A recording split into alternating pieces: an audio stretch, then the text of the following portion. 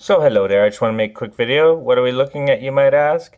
Well, I wanted to make another video exposing the fraud that is the theory of evolution. Now, most people think of evolution, they think of change over time, species variation.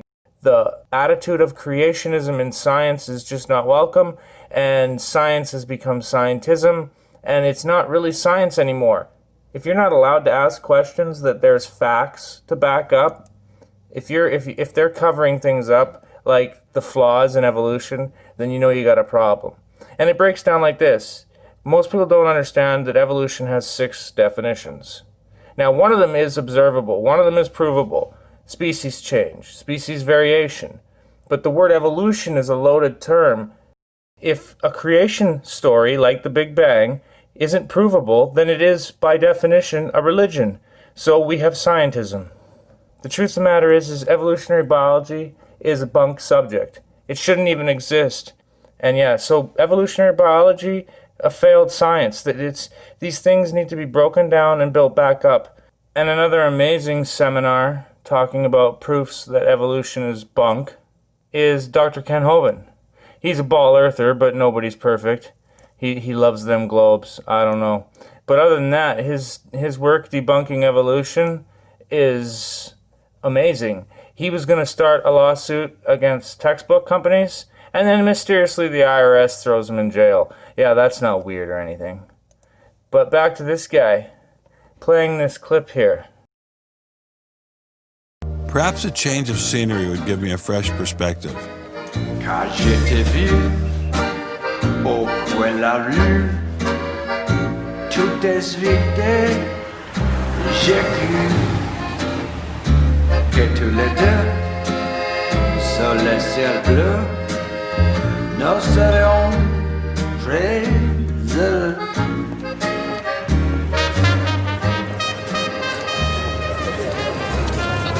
Mr. Berlinski, I assume? How are you, sir? So where are you from originally? I was born in New York. Yes. Spent 31 years in Manhattan. Yes. And I spent a lot of time in California, too. And tell me all the various universities where you studied or taught. No, I was at Princeton, and I had a professorship at Stanford, and then I left Stanford, and I taught at Rutgers. I left Rutgers, and I taught at the City College in New York. I left the City College of New York. I taught at the Baruch College. I taught at San Jose. What did you teach at Baruch College? Anything they wanted. Come on in. Thank you, monsieur. What an old building. Wow. It's the oldest in Paris. You're kidding. Merci, monsieur. Ah, je vous en prie, monsieur. Merci. Wow, this is fabulous. Let's put it this way. Before you can ask, is Darwinian theory correct or not, you have to ask the preliminary question, is it clear enough so that it could be correct? That's a very different question. One of my prevailing doctrines about Darwinian theory is, man, that thing is just a mess. It's like looking into a room full of smoke. Nothing in the theory is precisely, clearly, carefully defined or delineated. It lacks all of the rigor one expects from mathematical physics, and mathematical physics lacks all of the rigor one expects from mathematics. So we're talking about a gradual descent down the level of intelligibility until we reach evolutionary biology. We don't even know what a species is, for heaven's sakes. So his theory is smoke, but elegant smoke. There's a certain elegance to it, but you know, I think Einstein had the appropriate remark. He preferred to leave elegance to his tailor. A room full of smoke? Let me ask you a question. Yeah. Darwin wrote The Origin of Species in 1859, published it in 1859. He had an idea of the cell as being quite simple, correct? Yeah, everybody did. Okay. If he thought of the cell as being a Buick, what is the cell now in terms of its complexity by comparison? A galaxy.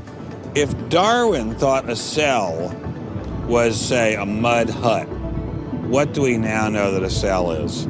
More complicated than a Saturn V. So what is in a cell as far as we know now? A world that Darwin never could have imagined. I needed someone who could give me a glimpse into this world. So we went to molecular biologist Doug Axe. Think of a cell as being a nanofactory, a factory where, on a very small scale, digital instructions are being used to make the components of the factory. Here we have the famous DNA double helix. You can see the two helical strands that are intertwined and wind around each other on the outside of the molecule. This is the material that stores all of our genetic information. In higher life forms, this will be the equivalent of something like a gigabyte of information stored in the molecules that form the individual chromosomes, all packed within the nucleus, which is a tiny fraction of the entire cell size. So what does DNA do? Well, the information in DNA ends up providing the information for sequencing the amino acids to make protein. So we have information in a one-dimensional form that provides the information for a three-dimensional form. The cell really is like nothing we've ever seen in the physical world. That's got to be firmly grasped. That's not something we can just say, oh, well, it's just a little bit more of the same old, same old. It's not the same old, same old. We are finding is that there's information that's in the cell that cannot be accounted for in terms of these undirected material causes. So It has to be. and so there's some other, so it has to be an information source. So one of the key questions faced by modern biology is, where do you get information from?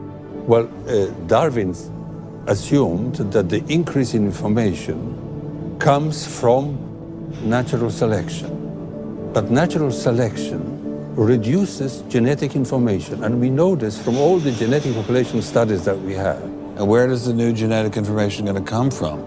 Well, that's the big question.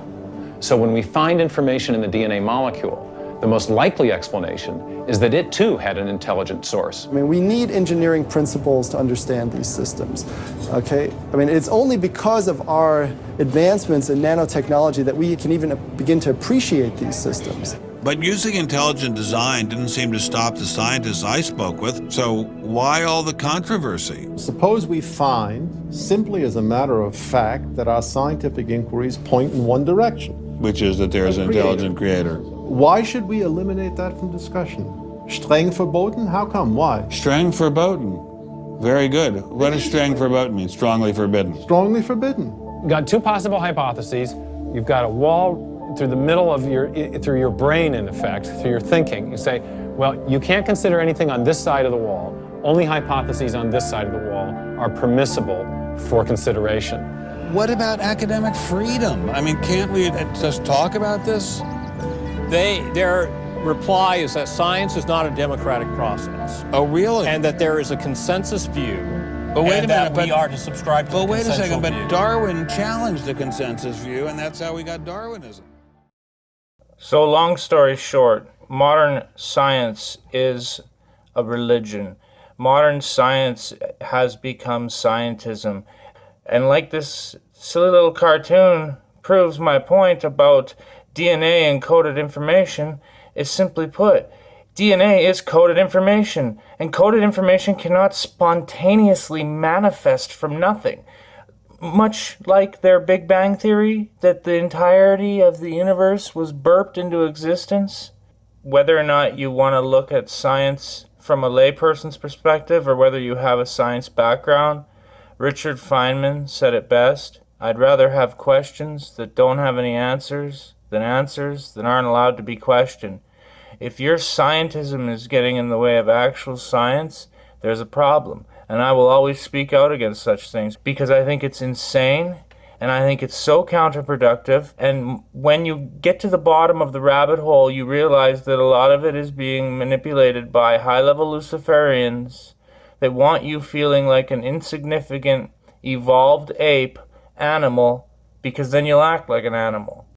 So I'll leave in the citations below this documentary and that 17-hour seminar by Dr. Ken Hovind, proving a young Earth, that nothing on Earth is older than 10,000 years. So I mean, to believe in evolution is to not know about all the things debunking it. And then if you find this out, like this video shows, and you still want to go that way, you have to wonder if it's because you have a grudge against God or the idea of creationism. It's a sad state of affairs when most scientists used to believe in God, and now it seems like the atheists have taken over. And atheism is evil, in my opinion. If you're an atheist, and you think that there's no God, then how do you tell the difference between right and wrong? And at that logic, if you're just a monkey and there is no God, then there should be no reason why one human who is stronger than another, according to survival of the fittest, should be allowed to just kill whoever they want because, natural selection, right? So it's all so paradoxical, and sadly, most people will just believe in this stuff without ever thinking about it, which breaks my heart. In a way, it also breaks the first commandment, because you're believing in an alternative creation story. So that being said, I'll just say, peace out, baby.